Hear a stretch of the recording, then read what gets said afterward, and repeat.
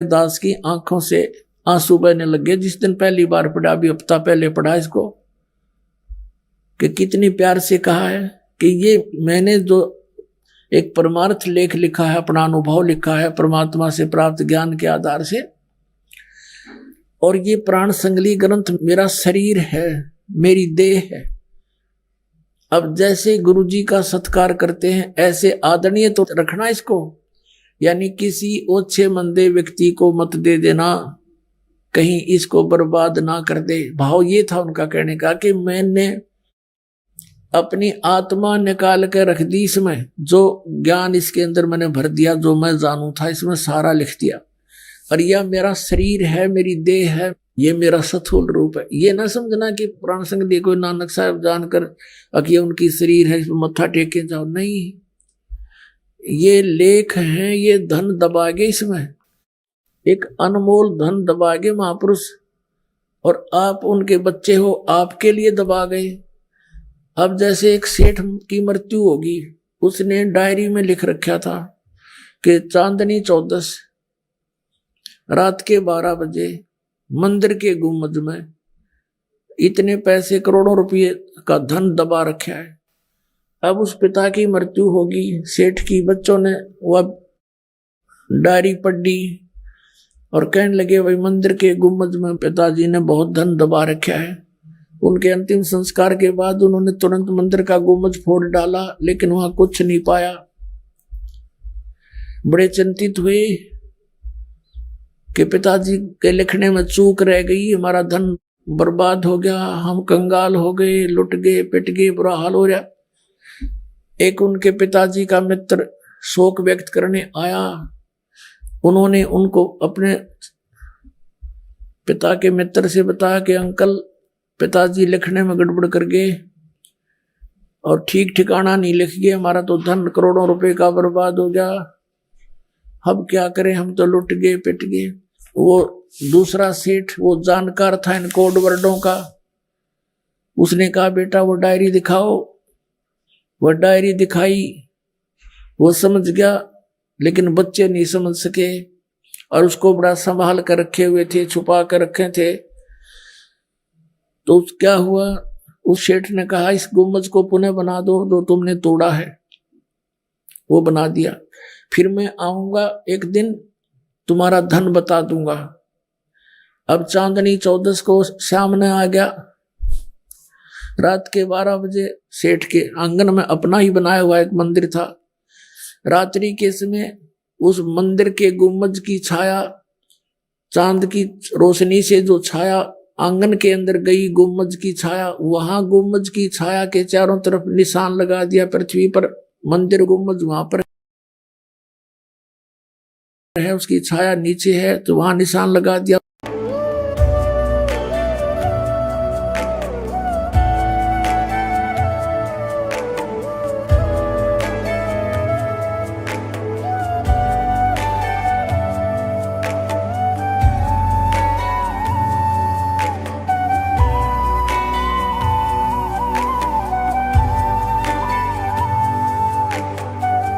गीता में अर्जुन को स्वयं भगवान कह रहे हैं कि उस परमेश्वर की शरण में जा, उसके लिए उन संतों के पास जा जो तत्वदर्शी हो। इसी प्रकार हजरत मोहम्मद को उनका अल्लाह कह रहा है कि कोई और पूर्ण परमात्मा है, उसको पाने के लिए उन तत्वदर्शी संत की तलाश कर।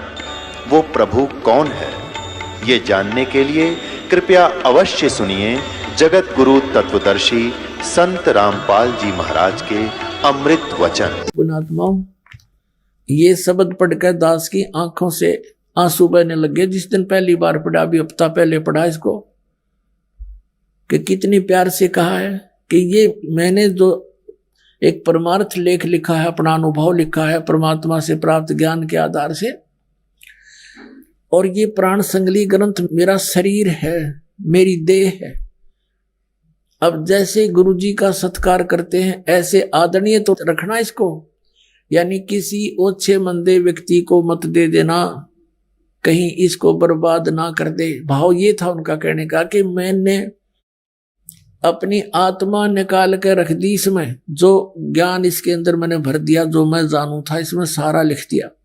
और यह मेरा शरीर है, मेरी देह है, ये मेरा स्थूल रूप है। ये ना समझना कि प्राण संगली कोई नानक साहब जानकर कि उनकी शरीर है, मत्था टेके जाओ, नहीं। ये लेख हैं, ये धन दबागे, इसमें एक अनमोल धन दबागे महापुरुष, और आप उनके बच्चे हो, आपके लिए दबा गए। अब जैसे एक सेठ की मृत्यु होगी, उसने डायरी में लिख रखा था कि चांदनी 14 रात के 12 बजे मंदिर के गुम्बद में इतने पैसे, करोड़ों रुपये का धन दबा रखा है। अब उस पिता की मृत्यु होगी, सेठ की, बच्चों ने वह डायरी पढ़ी और कहने लगे भाई मंदिर के गुम्बद में पिताजी ने बहुत धन दबा रखा है। उनके अंतिम संस्कार के बाद उन्होंने तुरंत मंदिर का गुम्बद फोड़ डाला, लेकिन वहां कुछ नहीं पाया।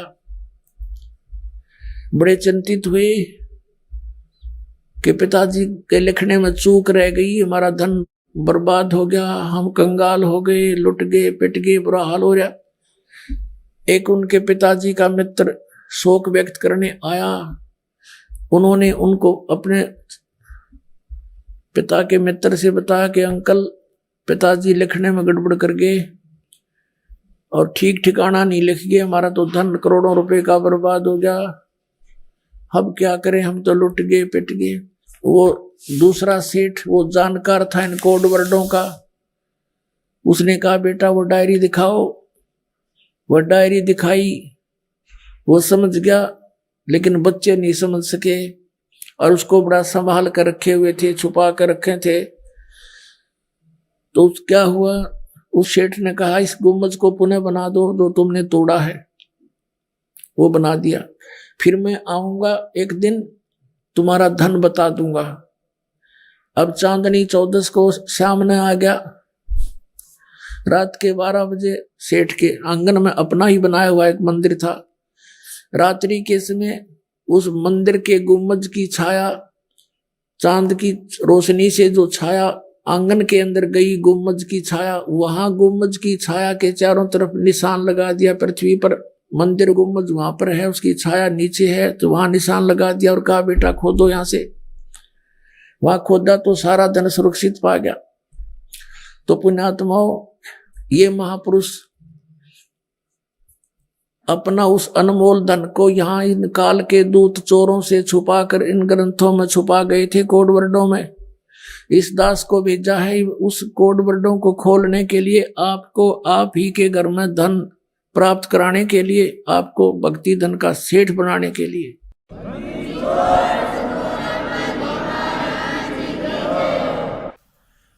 अब इसमें स्पष्ट लिखा है कि प्राण संगली नाम क्यों रखा गया, इसके बारे में वही बता सकता है जो उन्हीं कैसा होगा, यानी आदरणीय नानक साहिब जी जैसे महापुरुष, यानी उन्हीं के समान ज्ञान रखने वाले। वैसे दास उन महापुरुषों के बराबर तो नहीं हो सकता, लेकिन परमेश्वर जी की कृपा से, गुरुदेव की कृपा से इस दास को इतना ज्ञान अवश्य हो गया कि इन महापुरुषों के इस लोक को जिसमें खजाना दबा गए थे, ये खूब खोलने में सक्षम है और पूरा ज्ञान है इस दास को। अब इसमें कितना स्पष्ट किया है कि ये मेरी देह है, ये मेरा स्थूल शरीर है, मेरे प्राणों का, मेरे श्वासों का ये प्राण मेरियां का संग्रह है, और ये जगत समुद्र का ई पुल है, यानी संसार से पार होने का मार्ग इसमें मैंने कोड वर्डों में छुपा दिया। तो इस प्रकार पुण्यात्माओं, आगे क्या दिखाते हैं आपको और दिखाते हैं इसमें। ये निवेदन है, यही प्राण संगली अभी आप पढ़ रहे थे। अभी आपने आवश्यक सूचना पढ़ी थी, अब निवेदन पढ़े। श्री गुरु नानक साहिब के पंचम स्थान पर श्री अर्जुन देव जी हुए हैं, जिन्होंने गुरुवाणी की बीड़ बांधते समय, यानी गुरुवाणी की एक पुस्तक बनाई जिसको श्री गुरु ग्रंथ साहिब करने लगे। बांधते समय भाई पैड़ा नामक एक शिष्य को संगल दीप भेजकर राजा शिवनाभ के पोत्र के पास से यह ग्रंथ मंगवाया था। आदरणीय नानक साहिब जी राजा शिवनाभ को दे गए थे। नानक साहिब जी सतलोक चले गए, उधर से शिवनाभ की मृत्यु होगी। उसका पौत्र राजा था। अर्जुन देव 5वीं गद्दी पर, नानक साहिब की परंपरा में 5वें गद्दी नसीन हुए। उस समय उनका पौत्र था राजा का, तो उस पौत्र से यह ग्रंथ मंगवाया था। और जिस किसी कारण विशेष से श्री गुरु ग्रंथ साहिब की बीड़ में रखना उचित न समझकर सर्वथा जल प्रवाहित कर दिया था। ओए है ये पूरी प्राण संगली जिसको नानक साहिब जी कहते हैं, ये ग्रंथ मेरी देह है, मेरा स्थूल रूप है, प्राणों मेरियों का संग्रह कहो, कवच है, जगत समुद्र का पुल है। ये प्राण संगली में तैनू बख्शी है, प्राण संगली अमृत प्रवाह है, ये अजर वस्तु है, सोते ही जरी है, और 3 लोकों में से कोई संभालने वाला नहीं था। अब यहां पर देखिएगा विवेकहीनता के कारण महापुरुष ने कैसे जल में डाल दिया। फिर इसको राजा शिवनाभ के पौत्र के पास से एक ग्रंथ मंगवाया था, और जिस किसी कारण विशेष से श्री गुरु ग्रंथ साहिब की बीड़ में रखना उचित ना समझकर सर्वथा ही जल प्रवाहित कर दिया था। पूरी की पूरी। अब नानक साहिब तो क्या कह रहे हैं, मेरा शरीर है, तो इन्होंने नानक साहिब को डुबो दिया पानी में। और जो कि एक परम प्रेमी साधु की अत्यंत प्रार्थना से द्रवीभूत हुए गुरु साहिब के वचन अनुसार जल से निकलवाया। परमात्मा ने कृपा बख्शी, किसी एक साधु भक्त के अंदर प्रेरणा दी। अर्जुन देव जी से प्रार्थना की कि हे दाता, हम इसको छुपा कर रख लेंगे, भगवान का अनमोल ग्रंथ है, अनमोल ज्ञान है इसके अंदर, हम छुपा कर रख लेंगे, किसी को नहीं बताएंगे। महापुरुष की वाणी को ऐसे जल में ना प्रवाह करो। बड़ा प्रयत्न से लिखा है, हाथ से लिखा हुआ है, कितना समय लगा होगा। तो इस कारण से उस संत की प्रार्थना से और अर्जुन देव जी ने अलाउड कर दिया कि निकाल लो, पर ले जा तू कहीं, छुपा ले इसको। अब वो जैसा तैसे पुण्यात्मा अपने पास उपलब्ध है। अब पुण्यात्मा, अब ये इसको फिर भी पूर्ण रूप से नहीं रखा गया। कारण क्या कि इसके अंदर बहुत डिटेल थी। नानक साहिब जी के गुरुजी परमेश्वर कबीर साहिब जुलाहा दान काशी वाले हैं, और ये 2 अक्षर का नाम इसमें रह रहकर बहुत बार लिखा हुआ था कि इस नाम के जाप से मोक्ष होगा, और नाम से मोक्ष नहीं होगा, अन्य लाभ थोड़े बहुत अवश्य होंगे। तो वो नाम इनको निकालना अनिवार्य हो गया इस दृष्टिकोण से कि कहीं सिख लोग इनका पाठ करें। गुरु नानक साहिब जी की आज्ञा की अवहेलना होने से हानि ना उठा ले, जैसे मर्दाना डूब गया होता, मर जाता, ऐसी गलती कर दे कोई सिख बच्चा अनजानपने में, जिस कारण से इन्होंने अपनी बुद्धि से इसे सदग्रंथ को जल प्रवाह कर दिया। तो इस तरह की पूर्ति करने के लिए परमेश्वर ने आदरणीय गरीबदास साहिब जी के माध्यम से वो वाणी प्रकट करवाई। और गरीबदास जी का अभी जन्म हुआ 200-250 वर्ष पहले, और वो वाणी इतनी प्रसिद्ध नहीं होने दी परमात्मा ने, इसलिए ना तो उसमें भी कबाड़ा कर देंगे ये करके गड़बड़ सड़बड़, वह एज इट इज हमारे हाथ लगी। अब तो ये कंप्यूटर में फीड हो चुकी है, इसमें चेंज हो ही नहीं सकता। तो अब आपको दिखाते हैं प्राण संगली में और भी किस कारण से पूरा नहीं लिया गया अभी तक। देखना, ये प्राण संगली है जो डॉक्टर जगजीत सिंह खानपुरी के द्वारा ये पब्लिश्ड है, publication bureau, Punjab university Patiala से।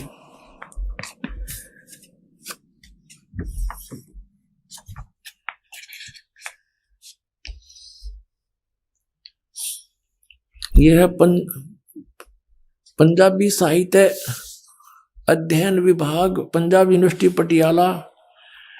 यह है Pran Sangli, edited by doctor Jagjit Singh Khanpuri, MA PhD। ये दूसरी बार 1999 में छपी है। अच्छा, अब इसके यहां पर देखो, बिल्कुल 2 शब्द में क्या लिखा है कि प्राण संगली की महिमा बताई है कि योग साधना संबंधी एक महत्वपूर्ण रचना है।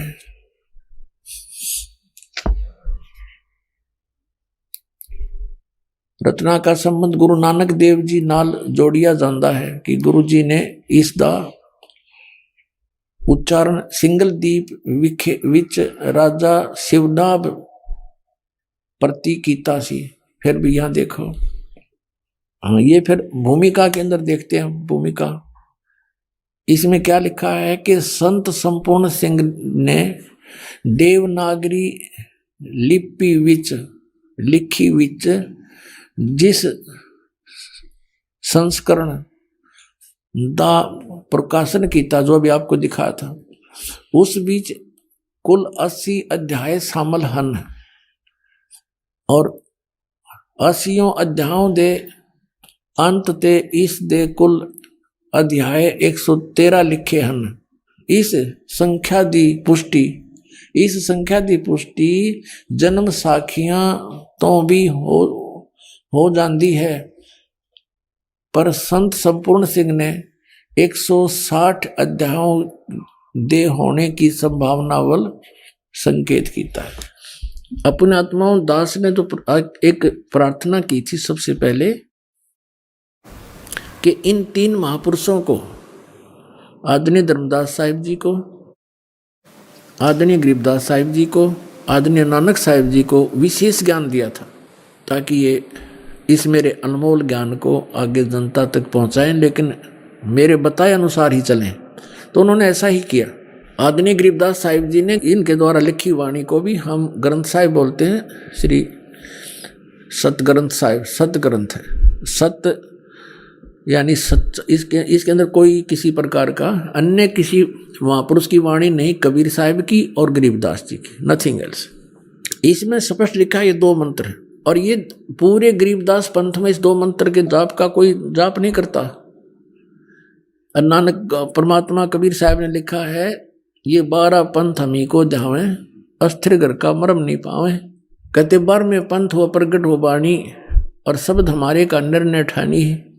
असंग जन्म ठोड़ नहीं पावे, बहुर बहुर ये भटका खावे 84 आवे। जैसे आदरणीय गरीबदास साहिब जी के माध्यम से अपना यथार्थ ज्ञान लिपिबद्ध करवा दिया, लेकिन गरीबदास के पंथ वालों को इसका ज्ञान नहीं। कहते उसी पंथ में हम आगे चल के स्वयं आएंगे, कबीर साहब ने कहा, और तब इस ज्ञान को समझाएंगे। ये देखिएगा कबीर सागर, ये कहां से छपा है?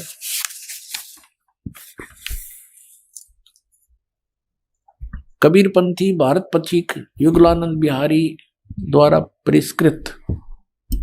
और ये कहां से छपा है? मुद्रक एवं प्रकाशक है खेमरा श्री कृष्णदास, अध्यक्ष श्री वेंकटेश्वर प्रेस, खेमरा श्री कृष्णदास मार्ग, मुंबई से।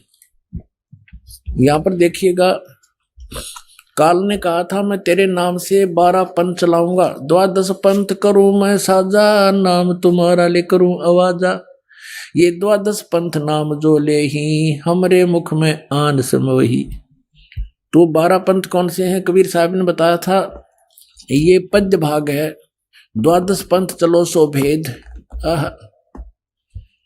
अब क्या बताया कि 12 पंथ काल फुरमाना, इन 12 पंथों में काल का ही आदेश, मंत्र जाप का विधि होगी, इसका आदेश, इसी का आदेश होगा जाप विधि। और भूले जीव न जाव ठिकाना, ठिकाना यानी सतलोक नहीं जा सकते। ताते आगम कह हम राख्या, वंश हमारा चूड़ामणि शाखा। प्रथम जग में जागू बरमावे। इन 12 पंथों के डिटेल दिया गए, उनके नाम बताए हैं, कौन कौन इनके मुखिया होंगे। लेकिन यहाँ कबीर पंथियों ने मैं इसमें बिगाड़ कर दिया। उसकी पूर्ति के लिए ही परमात्मा कहते हमने आना पड़ेगा। ये देखिएगा, ये है कबीर चरित्र बोध सागर 1870 पृष्ठ पे। यहां गद्य भाग में लिखा है, कबीर साहिब के पंथों का वृंतांत। प्रथम नारायण जी दास जी का पंथ। ये नारायण का पंथ नहीं होना चाहिए, ऐसा गलत लिखा है। ये श्री चूड़ामणि जी का पंथ होना चाहिए, क्योंकि नारायण दास जो धर्मदास के पुत्र थे, उन्होंने तो इस कबीर परमात्मा के पंथ को स्वीकार ही नहीं किया था। वो तो श्री कृष्ण का भक्त रहा था, उसी के नाम से मंदिर बनवा रखा है उसने, आज भी विद्यमान है वहां पर। प्रथम यहाँ चूड़ामणि होना चाहिए, दूसरा यागोदास, और तीसरा सूरत गोपाल, चौथा मूल निरंजन टकसार, भगवान दास पंथ, सतनामी पंथ, कमाल का पंथ है ये, कमाली पंथ नहीं, राम कबीर पंथ, परम धाम की वाणी पंथ, जीवा पंथ, और बार महागरीब दास पंथ। अब अपनात्मा, अब यहाँ क्लियर हो गया, 12वां पंथ गरीबदास पंथ है। अब यहां से हम फिर वापस आएंगे, जो पद्य भाग है इसमें एक कबीर वाणी चैप्टर है, बोध सागर इसका खंड है। बोध सागर खंड के वाणी, कबीर वाणी चैप्टर के मैं 136 पृष्ठ पे, द्वादश पंथ चलो सो भेद, द्वादश पंथ काल फुरमाना, भूले जीव न जावे ठिकाना। अब इन्होंने यू छोड़ दिया चूड़ामणि। ये प्रथम चूड़ामणि होना चाहिए, ये चूड़ामणि, ये प्रथम संत तो अच्छे थे, लेकिन आगे चल के ये नहीं पंथ ठीक बन रहे।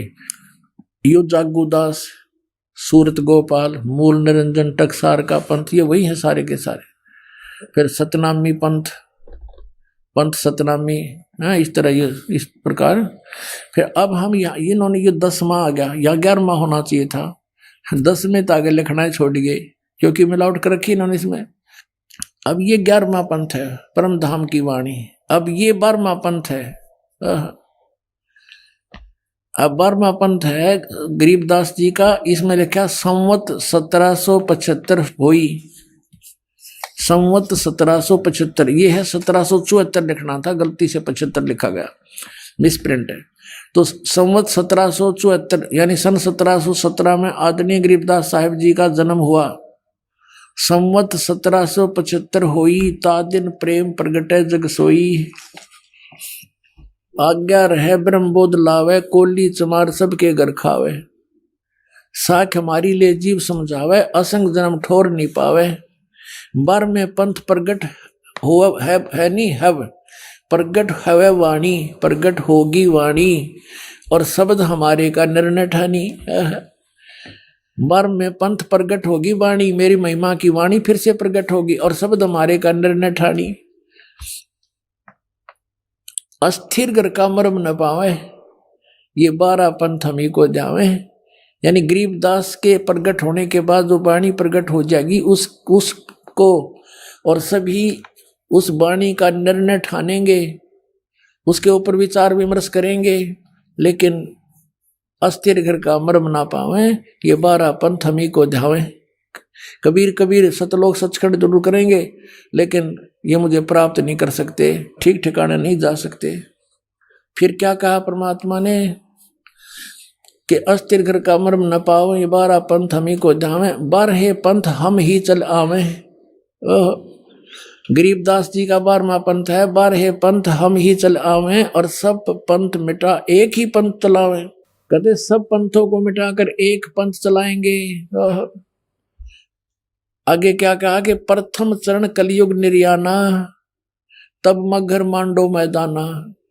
कलयुग का प्रथम चरण कौन सा होगा? जब मगर से परमात्मा सह शरीर जाएंगे। स्पष्ट क्या था? तब मैं मगर से जब सह शरीर जाऊंगा, वो होगा प्रथम चरण। और अब है पुण्यात्माओं, अब ये जो 1997 से जो चल रहा है, ये पिछली पीढ़ी है। 1951 के बाद ये बीच का मध्य का चरण है कलयुग का, फिर लास्ट का है। प्रथम, मध्य, बीचली पीढ़ी और लास्ट का। अंडरस्टूड हो गया? तो यहां इस बीचली पीढ़ी के लिए सारा कुछ हो रहा है, देखिएगा। कहते हैं प्रथम चरण कलयुग निर्याना, तब मगर मांडो मैदाना। अब यहां देखो, कलयुग अंत पियाना दीना। यहां क्या लिखा कि 5550 जब ये शब्द होगा सच्चा कि जब कलयुग 5505 यानी 5505 बीत जाएगा, तब मेरी बात यह सच्ची होगी जो मैं आज कह रहा हूं तेरे को।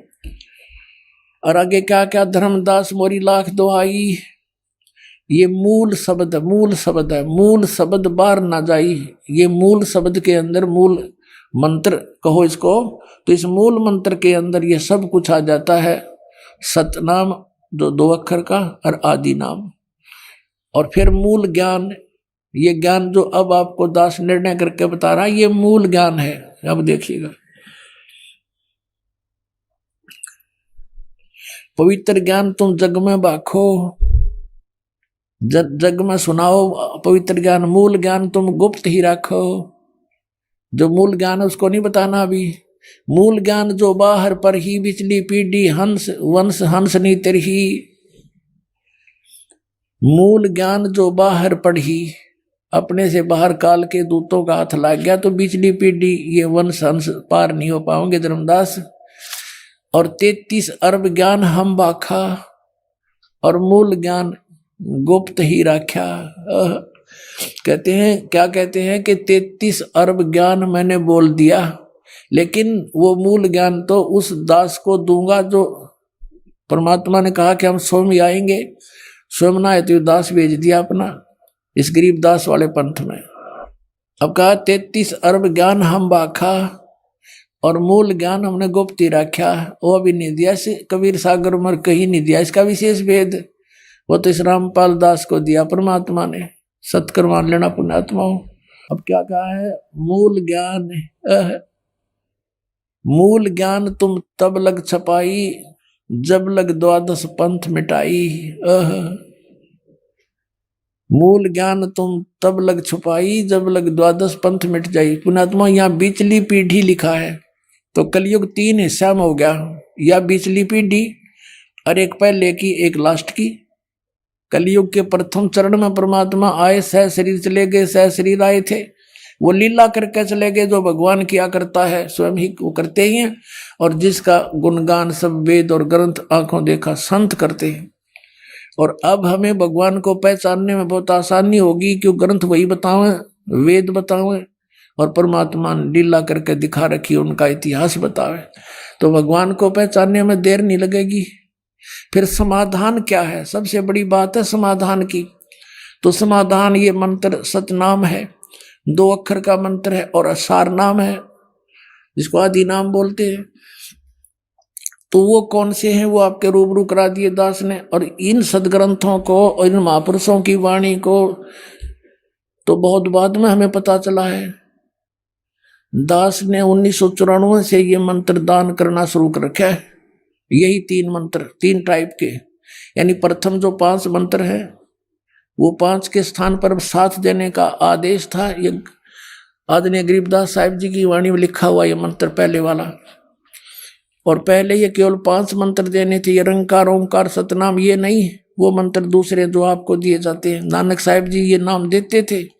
लेकिन आने वाले समय में उस ज्ञान को ये आधार बना करके हमने ब्रह्मा विष्णु महेश से ऊपर चलना है। इसलिए सिख समाज के अंदर उन मंत्रों को त्याग दिया गया और केवल वाहे गुरु मंत्र का जोर दे दिया गया और केवल वाणी का पाठ ही जारी रखा। ऐसे ही परमेश्वर कबीर साहब जी ने आदरणीय धर्मदास जी को कहा था कि प्रथम 5 मंत्र देते रहना। चूड़ामणि जी को ये 5 मंत्र देने का अधिकार था, सतनाम से वो भी वंचित था।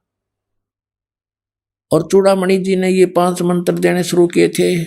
लेकिन आने वाले समय में कबीर पंथियों ने इस दृष्टिकोण से उनको बंद कर दिया कि तो देवताओं की पूजा के मंत्र हैं, हम इनको नहीं जाप करेंगे, लोग क्या कहेंगे, हम तो सतपुरुष के पुजारी है, सत अकाल मूर्त की पूजा करेंगे। तो ये बालका के सी बुद्धि करके वो मंत्र भी समाप्त कर दिए। फिर भी तो अब ये मंत्र 7 मंत्र फर्स्ट स्टेप,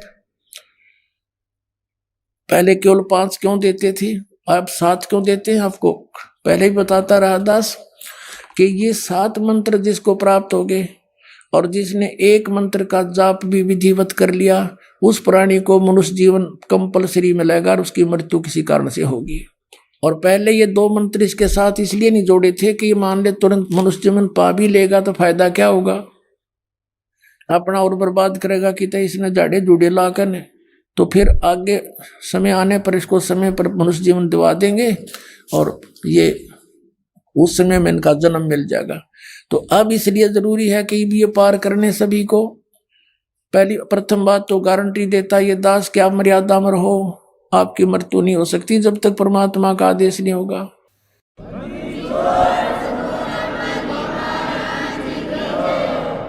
अभी क्या है कि हमारा जो समाज है वो छोटा है अभी इस सतमार्ग वाला, बाकी अन्य साधना के करने वाला समाज भरा पड़ा है। तो एक घर में एक सदस्य नाम लेता है, 5 सदस्य अनुपदेशी हैं, दूसरे मार्ग पर लगे, वो उसके नियमों को चलने नहीं देते। अभी बाधा बनी हुई है लेकिन धीरे धीरे ठीक हो जाएगी। और जब हम बहुतायतमा हो जाएंगे तो हमारे नियम खंडन होगा ही नहीं खंडित, तो फिर तो शंका ही मिट जाएगी, किसी प्रकार का कोई हानि हो ही नहीं सकती, किसी प्रकार की नहीं हो सकती। और पूरे विश्व में फिर एक जैसा ही ज्ञान होगा। परमात्मा ने लिखा कि अब आ गया वो समय 5505 जिसमें पूरे विश्व में एक ही ज्ञान रहेगा, एक ही भगवान रहेगा, एक ही मंत्र साधना का रहेगा, नथिंग एल्स, और कुछ नहीं रहेगा। क्योंकि परमात्मा को सभी चाहते हैं, कसाई भी चाहते हैं। कसाई क्यों बकरे काटते हैं? क्योंकि खाने वाले खाते हैं। जब खाना ही बंद कर देंगे कसाई कौन रहेगा? कोई कसाई रहेगा ही नहीं, अपना घास फूस खा कर गुजारा कर लेंगे। इस पाप से अच्छा तो हम, तो इस प्रकार ज्ञान होगा, ज्ञान से फिर हम बुराइयों से बचेंगे और मोक्ष होगा। अब आपने देख लिया कि कहा कि बार में पंथ हम ही चल आवे, फिर देखना एक और अनमोल वस्तु छुपा रखी है। ये कबीर वाणी चैप्टर 136-37 हमने पढ़ा था, अब 134 पे कितना निर्मल बात कही है वंश प्रकार कि जो उन 12-13 पंथों में जो हमारे बच्चे होंगे उनमें जो मैं भेजूंगा आत्माएं, प्रथम तो वंश उत्तम, ये नारायण दास है प्रथम वंश उत्तम, दूसरा यु जागू जुगुर है, और बर्मा पंथ जो है बर्म में वंश प्रगट हुए उजियारा, ये बर्मा पंथ गरीबदास वाला पंथ है। बर्मा पंथ यु गरीबदास वाला पंथ है। बर्म में वंश प्रगट हुए उजियारा, यानी मेरी महिमा की वाणी प्रगट होगी, थोड़ा थोड़ा रोशनी सी होगी, उजियारा सा होएगा, क्लियर नहीं होगी उससे। यानी गरीबदास साहेब जी के द्वारा वाणी तो प्रगट होगी, पर उस वाणी को समझने वाला कोई नहीं होगा, जिस कारण से मेरा प्रकाश तो होगा कि कबीर की महिमा, कबीर साहब की महिमा गाई है गरीबदास ने। अनंत कोट ब्रह्मांड का एक रति नहीं बाहर, सतगुरु पुरुष कबीर हैं ये कुल के सिरजनार। लेकिन इस पॉइंट पर कोई गरीबदास वाला दृढ़ नहीं है कि कबीर इज गॉड, दास उसी पंथ से बाहर निकले हुए हैं। वो केवल कबीर साहब को सतगुरु मानते हैं और गरीबदास जी को भी सतगुरु मानते हैं और श्री कृष्ण विष्णु को भगवान मानते हैं ये गरीबदास पंथ वाले। लेकिन गरीबदास जी नहीं मानते थे, उनके ये समझ नहीं सके इनको, इन कोड वर्डों को। अब देखना, बर में पंथ, बर में वंश प्रगट हो उजियारा, और 13वें वंश मिटे सकल अंधियारा। ये दास रामपाल 13वां वंश है।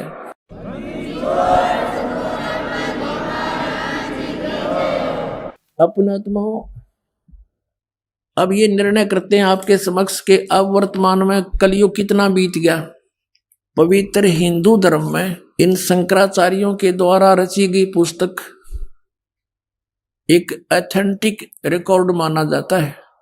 इन्हीं से हम स्पष्ट करते हैं कि वर्तमान में कलयुग कितना बीत चुका है। देखिएगा, ये एक पुस्तक है ज्योतिर्मय ज्योतिर्मठ,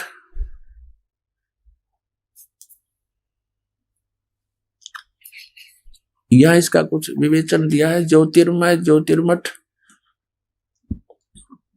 संपाद इसके हैं श्री स्वरूपानंद सरस्वती जी महाराज। ये स्वरूपानंद जी है जो अब वर्तमान में गद्दी पर बैठे हैं। श्री स्वामी,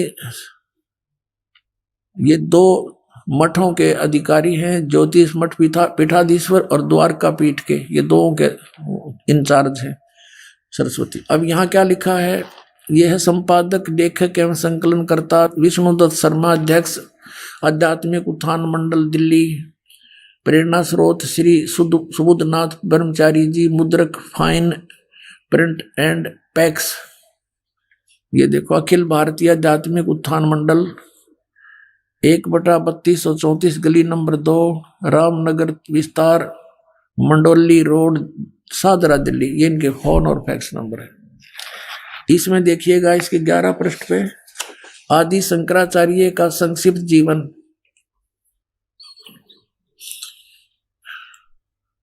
अब इसके बारे में क्या लिखा है कि लगभग 2500 वर्ष पूर्व शंकराचार्य का जन्म चरमराती अवस्था के युग में केरल प्रांत में पूर्णा नदी तट पर कालाड़ी ग्राम में धर्मनिष्ठ नमूद्री वैश्य ब्राह्मण शिवपुर इसके घर हुआ। अब यहां देखो, गुरु परंपरागत मठों के अनुसार उनका आविर्भाव, शंकराचार्य का जन्म शंकर भगवान के आशीर्वाद से हुआ है, अतः उनका नाम शंकर रखा गया। गुरु परंपरागत मठों के अनुसार उनका आविर्भाव काल यानी जन्म समय ईसा पूर्व, ईसा मसीह जी से पूर्व 508 वर्ष पहले, ईसा के जन्म से 508 वर्ष पहले माना जाता है। ये या शब्द करके इन्होंने 476 लिखा है, ये गलत लिखा है। ये या नहीं लिखना था, क्योंकि 32 वर्ष की आयु में उनकी मृत्यु हो गई थी। तो 508 से 32 निकाल दिया जाए तो 476 बच जाते। तो ये देखिए, तो यहाँ ये संकेत है।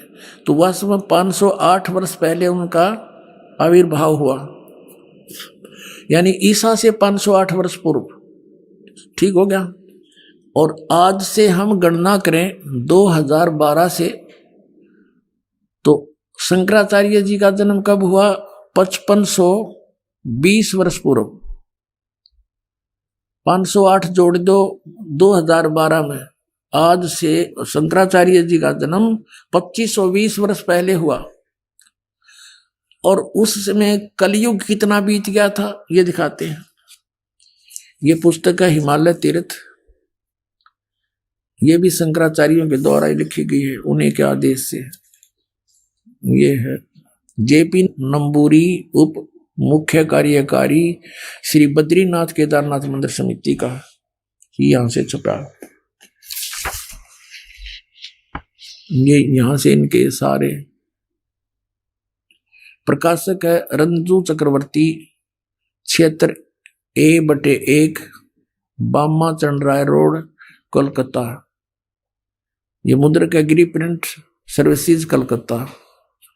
अब इसके 42 पृष्ठ पे आपको दिखाते हैं, 42 पृष्ठ पे यह शंकराचार्य के जन्म की भविष्यवाणी है। और ये शिव रहस्य नामक कोई पुस्तक है, उसका में ये श्लोक है। इस श्लोक का अनुवाद यहाँ किया है। कलयुग के 3000 वर्ष व्यतीत होने पर बौद्ध मीमांसकों के मत पर विजय प्राप्ति के लिए शंकराचार्य यानी शंकर यति के रूप में आविर्भूत होंगे। फिर देखो, कलयुग जब 3000 वर्ष व्यतीत हो जाएगा तब श्री शंकराचार्य का जन्म होगा। अपने आत्माओं, हमने अब कैलकुलेशन करनी है, आज कलयुग कितना चला गया। 3000 प्लस में 2520, 3000 जैसे शंकराचार्य जी का जन्म हुआ ईसा से 508 वर्ष पहले, नीचे से यहां से गणना करेंगे तो 2520 वर्ष हो गया आज के दिन 2012। और वो कितना उस समय कलयुग कितना बीत गया था जब उनका जन्म हुआ, जब 3000 वर्ष बीत गए थे। तो टोटल मिला दो दोनों को, 5520 वर्ष हो गए। अब 5505 कब होंगे? जैसे जब 2000 ईस्वी में पहुंचते हैं, तो जब सन 2000 ईसा जी को हो गए थे जन्म हुए ने, तो 2508 वर्ष हो गए थे शंकराचार्य का जन्म, यानी 5508 वर्ष कलयुग बीत गया था सन 2000 में, ये समझो। और फिर पीछे चले 3 और कम कर दें, 1997 में 5505 वर्ष बीत गया था कलयुग। और 1997 में दास को परमेश्वर मिले थे। उन्होंने कहा था कि अब ये समय आ गया है, डिस्क्लोज कर दे सार नाम और सतनाम का, डोंट वरी। बोलो सतगुरुदेव।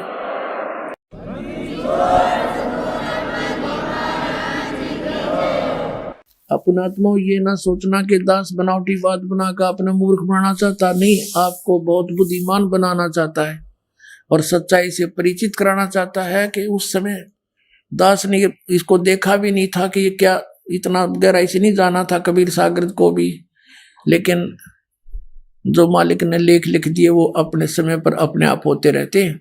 अब देखिएगा सन 1997 के लिए कैसे आपको यकीन होगा, देखना। दास ने एक पुस्तक लिखी है अध्यात्म ज्ञान गंगा, और जो आपके कर कमलों में है, इसमें एक लेख है 538 पृष्ठ पे, यथार्थ कबीर पंथ परिचय नामक एक विषय है।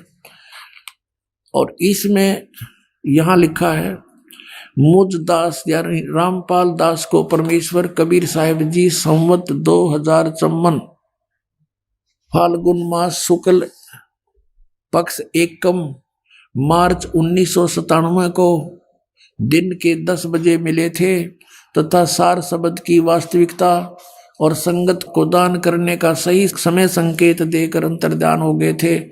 और इसको यानी मुझे परमात्मा मिले थे, इसको अगले आदेश तक रहस्य युक्त रखने का आदेश दिया था।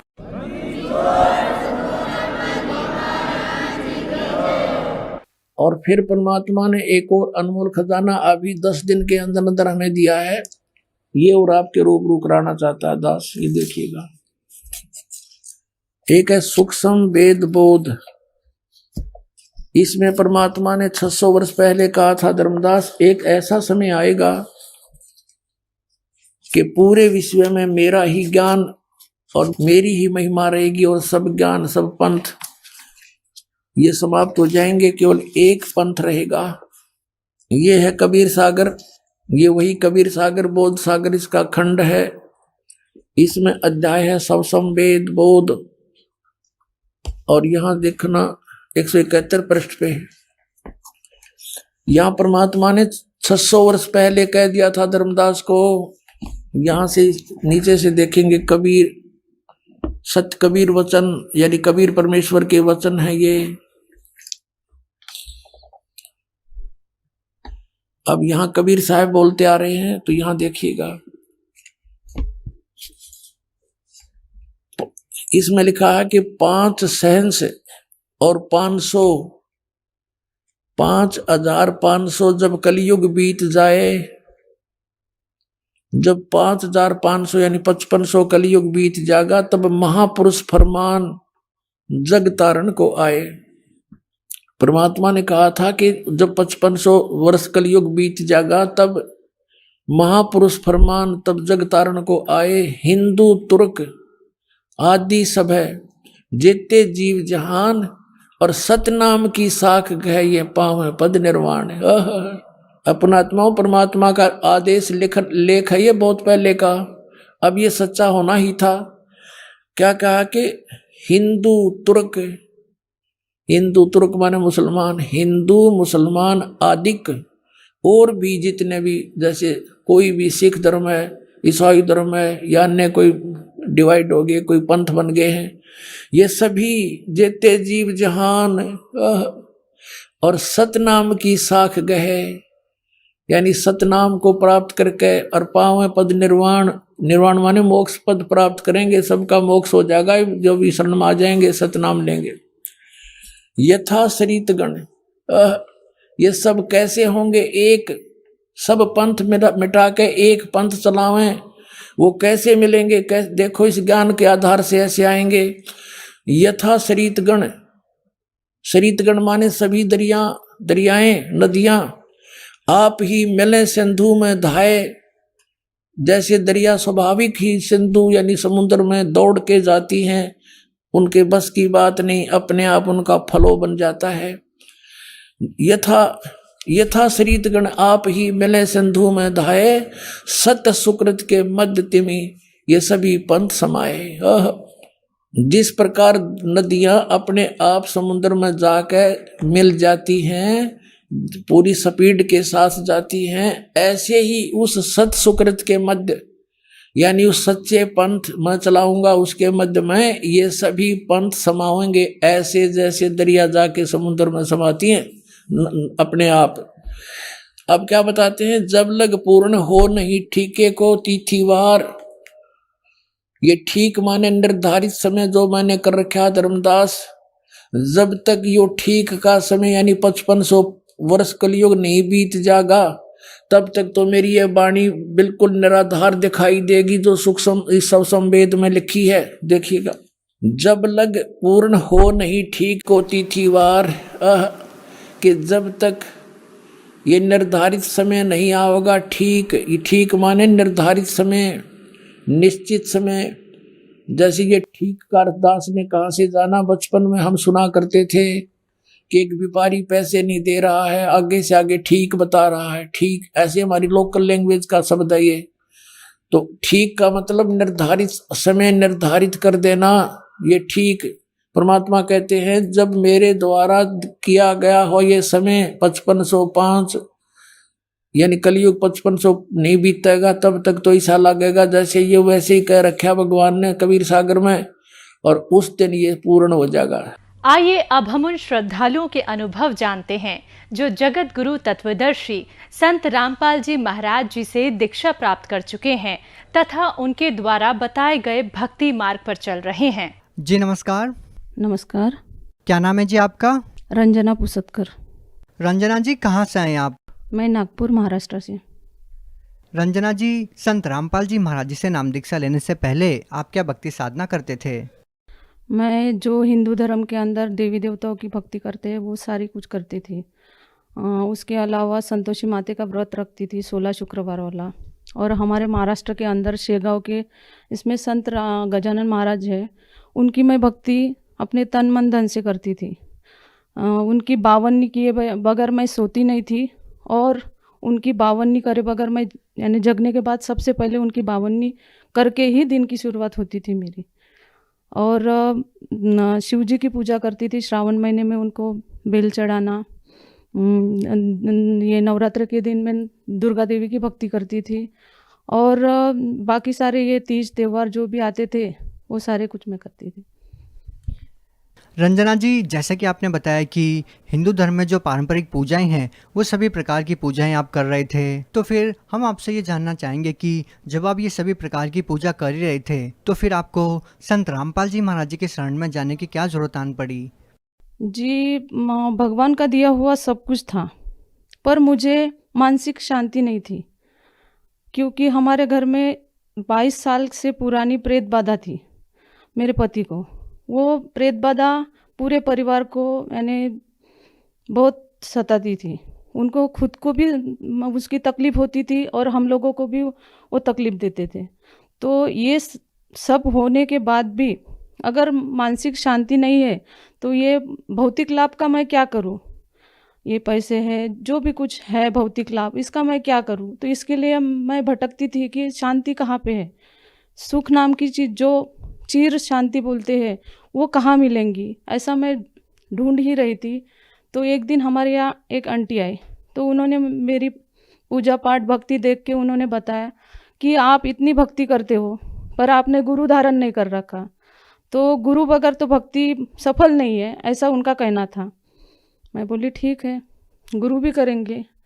तो गुरु मेरे पति जो है 2012 में संत राजेश्वराचार्य करके है अमरावती ज़िले में, तो उनके यहाँ आया जाया करते थे।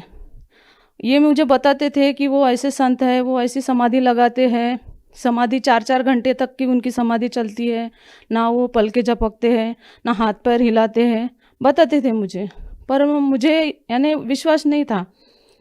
फिर एक दिन ये मुझे लेके गए, फिर मैंने भी उनकी देखी, वो सट्टे के ये नंबर बताते थे, किसी के साथ अनहोनी जो होने वाली थी वो पहले ही बताते थे कि ऐसा ऐसा होने वाला है, किसी का कुछ ऐसा उन्होंने किया था। तो फिर मैं 2013 में उनके शरण में गई, उनसे नाम दीक्षा ली और उनसे भक्ति करी।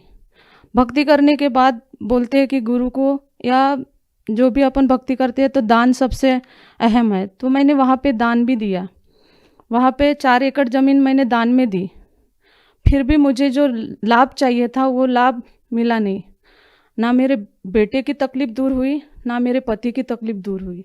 वो भक्ति करते करते फिर 2013 में ऐसा ये हुआ कि उनके साथ एक्सीडेंट हो गया।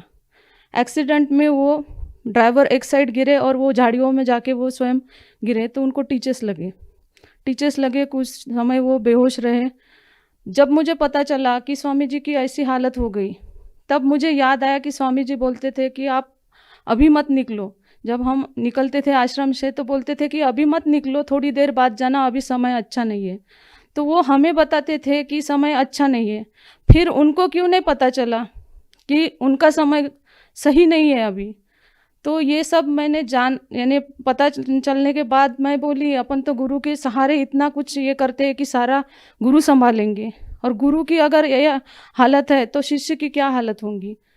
फिर मैं टीवी देखते देखते संत रामपाल जी का सत्संग देखा। सत्संग में संत रामपाल जी बता रहे थे कि पूर्ण गुरु की पहचान क्या है, पूर्ण गुरु कौन सी भक्ति देते हैं, पूर्ण गुरु से की हुई भक्ति से क्या लाभ मिलते हैं, ये उस दिन बता रहे थे गुरुजी। तो मैंने वो सत्संग 1 महीने तक के देखा। फिर सत्संग देखने के बाद मैं अपना बेटा, बेटी और मेरे पति तीनों को बताया कि अपन जो भक्ति कर रहे हैं वो भक्ति मार्ग अपना सही नहीं है, करके अपने को सुख नहीं मिल रहे। तो मेरा बेटा 10 साल का था, तो 10 साल का बेटा मेरा बोलने लगा कि हाँ माँ ये सही होगा, तभी तो दुख है। 10 साल के बेटे को क्या समझ में आता है, पर वो अपनी ज़ुबान से बोला कि हाँ मम्मी ये सही है, अपनी भक्ति जो है वो गलत हो सकती है, करके ही दुख विश्व में है, ये उसने बोला। फिर बाद में हमने 1 जनवरी 2016 को मैं, मेरे दोनों बेटे और मेरे पति चारों ने नामदान लिया। रंजना जी, जैसे कि आपने बताया कि आपने संत रामपाल जी महाराज जी से नाम दीक्षा ली, तो हम आपसे ये जानना चाहेंगे कि जब आपने संत रामपाल जी महाराज जी से नाम दीक्षा ली, आपके जीवन की जो प्रॉब्लम थी, जो समस्याएं आपको थी, क्या नाम दीक्षा लेने के बाद उन समस्याओं से आपको छुटकारा मिला? मुझे दोनों जो तकलीफ थी, मैं मानसिक भी परेशान थी और बेटे की वजह से वो शारीरिक परेशानी भी उसको थी। ये दोनों परेशानी से मैं पहले प्रथम नाम जब मैंने लिया तो 4 महीने के अंदर मेरे बेटी की जो तकलीफ थी वो बिना गोली, बिना इंजेक्शन, बिना ऑपरेशन की दूर हुई। और मेरे पति की प्रेत बाधा, उनको 22 साल पहले की प्रेत बाधा थी। उनको परेशानी ये थी कि उनकी आंखें लाल हो जाती थी, शरीर पूरा गर्म हो जाता था और चिड़चिड़ापन इतना होता था उनको, और अस्वस्थ रहते थे, वो खुद भी अस्वस्थ रहते थे। और निगेटिविटी इतनी थी उनके अंदर कि हर चीज़ को लेके वो निगेटिव बोला करते थे, निगेटिव ही उनकी थिंकिंग रहती थी। यहाँ मत जाओ, ऐसा हो जाएगा, वहाँ मत जाओ, यानी एक्सीडेंट, ये वो, यानी बहुत सी यानी उनको परेशानी, यानी वो भी खुद रियलाइज ये करते थे और हमको भी बताते थे कि वहाँ मत जाओ, यहाँ मत जाओ, ऐसा मत करो, वैसा मत करो। तो ये सारी चीज़ों से मुझे राहत मिली। और संत रामपाल जी की शरण में आने के बाद मुझे आर्थिक लाभ हुआ। आर्थिक लाभ, मेरे पति बिल्डरशिप का बिजनेस है उनका, वो पार्टनरशिप में ये करते थे बिजनेस। तो उनका पार्टनर उनके 3 करोड़ रुपए, 3.5 करोड़ रुपए लेके चला गया। बाद में मेरे पति के पास कोई चारा नहीं था, पर मैंने उनको राहत दी कि अपन पूर्ण संत के शरण में हैं, समर्थ के शरण में रहने के बाद अपने को सोचने की ज़रूरत नहीं गिरेगी। फिर गुरुजी ने, संत रामपाल जी ने ऐसी दया करी कि 2 साल पहले मेरे पति ने 10 एकड़ में, कोरोना काल में 10 एकड़ में लेआउट डलवाया। तो भगत जी वो लेआउट जब डलवाया तो बोल रहे थे कि अपन इसका इनॉग्रेशन करेंगे, ऐसे ऐसे लोगों को बुलाएंगे, तब जाके अपना लेआउट ये होगा, बुक होगा। मैं बोली नहीं, ऐसा नहीं करेंगे, ऐसा गुरुजी मना करते हैं। तो वो 10 एकड़ का लेआउट ऐसे यूं ही घर बैठे फ़ोन पे 10 एकड़ का लेआउट बुक हुआ। तो उससे 3 करोड़ तो वो पार्टनर लेके गया, तो कई गुना ज़्यादा पर संत रामपाल जी ने मुझे उसमें लाभ दिया, 10 एकड़ वाले लेआउट में ये लाभ हुआ। उसके बाद जब से मेरी शादी हुई थी तब से हम खेती देख रहे थे। तो खेती ऐसी मैंने जहाँ जाओ तो कहीं पानी नहीं था, तो कहीं रोड नहीं था, तो कभी छूट यानी कम थी। पर जब संत रामपाल जी महाराज के शरण में मैं 2016 में आई और 2017 में मुझे इतनी अच्छी ज़मीन मिली, जो कि 20 लाख रुपए एकड़ की ज़मीन थी। वो हमें एक बंदा आके घर में बोलता है कि भाई ये 14 लाख रुपए एकड़ में देने वाला है वो, पर उनको एक साथ कैश चाहिए, तो ये सौदा आप रख लो। तो ये मुझे विशेष लाभ हुआ।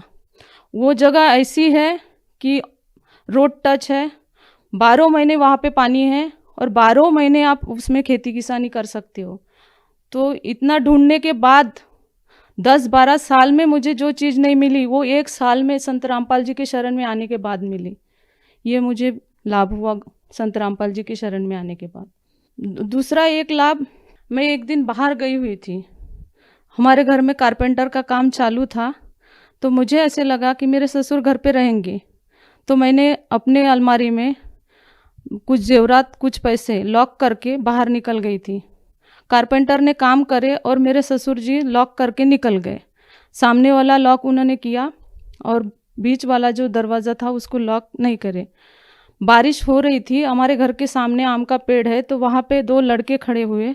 वो 2 बंदे पेड़ के नीचे खड़े थे, बारिश आ रही थी, तो उन्होंने सोचा कि गेट खुला है तो क्यों ना पोर्च में जाके खड़े हो जाए। वो पोर्च में आके खड़े हो गए। फिर बाद में उन्होंने सोचा कि अंदर देखते कुछ मिल जाए, तो उन्होंने अंदर प्रवेश किया। एक ने अंदर प्रवेश किया और दूसरे को बोला कि आप आगे से देखते रहना, कोई आ ना जाए। तो फिर वो बंदा चैनल गेट से मेरे घर में अंदर प्रवेश किया। अंदर प्रवेश करने के बाद उसने सारी चीज़ें ढूंढ डाली, जो मेरी अलमारी खुली थी वो पूरी ढूंढ डाली, उसमें उसको कुछ भी नहीं मिला। जो अलमारी लॉक करके रखी थी उसी अलमारी के बाजू में संत रामपाल जी की गुरु गोविंद वाली फ़ोटो, जहाँ पे मैं दंडवत करती हूँ, वो रखी थी। और उसने देखा कि यहाँ पे अलमारी लॉक है, पर उसकी बाजू वाले औजार पे नज़र नहीं गई, हालांकि पूरे औजार वहीं पे थे। थोड़ी सी अगर वो एक ये उठा के हथौड़ा मारता ना, तो उसको पूरी चीज़ें मिल जाती थी। पर संत रामपाल जी की दया से वो पूरा का पूरा जैसे कि वैसा पाया मैंने, पूरा गोल्ड, पूरे पैसे घर में आने के बाद जैसे कि वैसे पाए। फिर बाद में जो एक बंदा बाहर खड़ा था, वो आगे वाले दुकान में जाके बता रहा कि इनके घर में चोर घुस गए। तो वो दुकान वाले ने मेरे ससुर जी को फ़ोन किया कि आप घर लॉक करके गए, आपके घर में चोर घुसे हैं। फिर जाके उन्होंने वो चोर को पकड़ा। पकड़ने के बाद सिर्फ उसके जेब में एक पेन ड्राइव मिली, बाकी कुछ नहीं मिला। फिर मेरे ससुर मेरे को फ़ोन करते हैं कि बेटा तू लॉक करके गई थी, तो उसमें क्या है। मैं बोली, क्योंकि मुझे पता था कि इसके पहले भी चोरी हो चुकी, कुछ नहीं बचता था। मैं बोली गया होगा सो गया होगा, जो बचा होगा वो अपना होगा। मैं ऐसा करके उनका फ़ोन रख दिया। फिर बाद में जब मैं घर पे आई, तब मैंने देखा कि मेरा जो का त्यों जहाँ रखा था वो वहीं के वहीं पाया मैंने। ये मेरे से संत रामपाल जी के शरण में आने के बाद लाभ हुए। मेरे पति को शराब, जुआ, ये खर्रा, ये सारी चीज़ों की ये थी, लत लगी थी। वो छोड़ना चाहते थे। उन्होंने कितने तो भी संकल्प किए, शनिदेव का संकल्प किया, बजरंगबली का संकल्प किया, पर उनका ये व्यसन छूटा नहीं। वो भी त्रस्त थे, यह व्यसन से वो त्रस्त थे, पर छूट नहीं पा रहा था। कुछ दिन के लिए वो त्याग सकते थे, पर आजन्म के लिए वो छोड़ नहीं सकते थे। बाद में संत रामपाल जी के शरण में आने के बाद उनको ऐसे मंत्र दिए गए कि जो मंत्र से उनकी ये सारी चीज़ें छूटी, और वो ये सारी चीज़ें छूटने के बाद वो भी सुखी हो गए और मेरा परिवार भी सुखी हो गया। रंजना जी, जैसे कि आपने बताया कि संत रामपाल जी महाराज जी से नाम दीक्षा लेने के बाद आपको अनेकों लाभ मिले। हम आपसे ये जानना चाहेंगे, भक्ति आप पहले भी करते थे, लेकिन उन भक्ति को करने से आपको कोई लाभ नहीं मिला, तो आपको संत रामपाल जी महाराज जी से नाम दीक्षा लेने के बाद कैसे लाभ मिलने लगे? क्या कारण मानते हैं आप?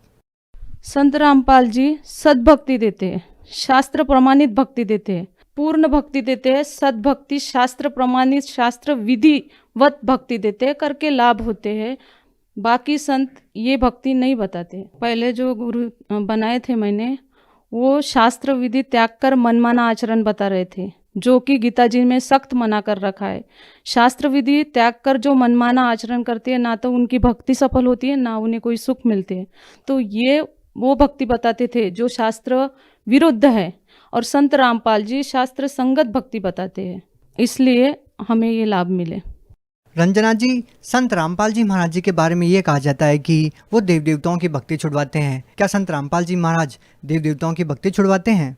जी नहीं, संत रामपाल जी महाराज शास्त्र संगत भक्ति बताते हैं। जो शास्त्र में बताई भक्ति है वो करवाते हैं। पहले जो भक्ति करती थी वो शास्त्र विधि के अनुसार नहीं थी, वो विरुद्ध थी। इसलिए संत रामपाल जी देवी देवताओं को नहीं छुड़वा रहे, उनकी सही तरीके से भक्ति बता रहे हैं। आप भक्त समाज को क्या संदेश देना चाहते हैं? मैं भगत समाज को संदेश देने लायक तो मैं हूँ नहीं, संत रामपाल जी ही इतना बड़ा संदेश दे रहे हैं, तो उनकी बातों को सुनिए, वो कहना क्या चाहते हैं। आज से पहले अपने पूर्वज जो थे वो अशिक्षित थे, पर आज अपन पढ़े लिखे हैं। पढ़े लिखे होने के बाद अपना कर्तव्य बनता है कि अपना धर्म जो है, अपना धर्म का जो शास्त्र है क्या बता रहा है, कौन सी भक्ति बता रहा है, मनुष्य जन्म का क्या, यानी मनुष्य जन्म क्या चीज़ के लिए मिला है। 84 लाख भुगतने के बाद इंसान को इंसान का चोला मिलता है, तो वो क्या चीज़ के लिए मिला है।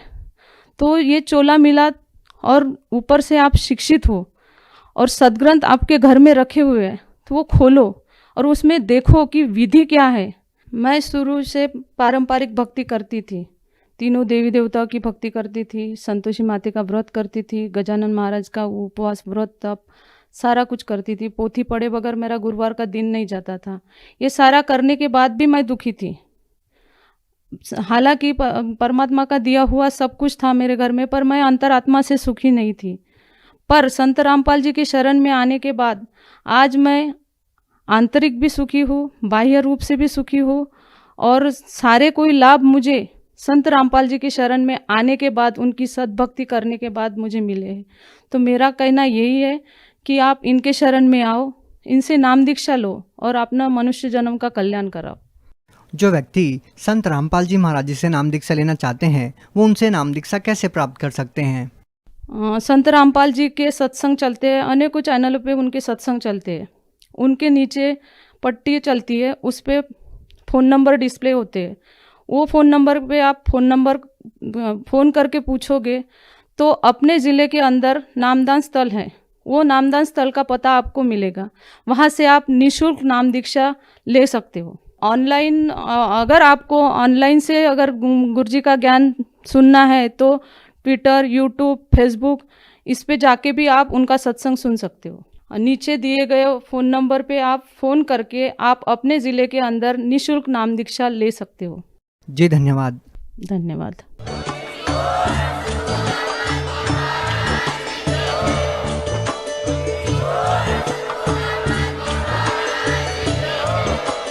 आप सुन रहे थे जगत गुरु तत्वदर्शी संत रामपाल जी महाराज जी के मंगल प्रवचन। अधिक जानकारी के लिए विजिट कीजिए हमारी वेबसाइट www.jagatgururampalji.org। संत रामपाल जी महाराज जी के शुभ आशीर्वाद से पूरे विश्व भर में 500 से भी ज्यादा नाम दीक्षा केंद्र हैं, जिन पर संत रामपाल जी महाराज जी द्वारा ऑनलाइन निःशुल्क नाम दीक्षा दी जा रही है। अपने नजदीकी नाम दीक्षा केंद्र का पता करने के लिए संपर्क करें 82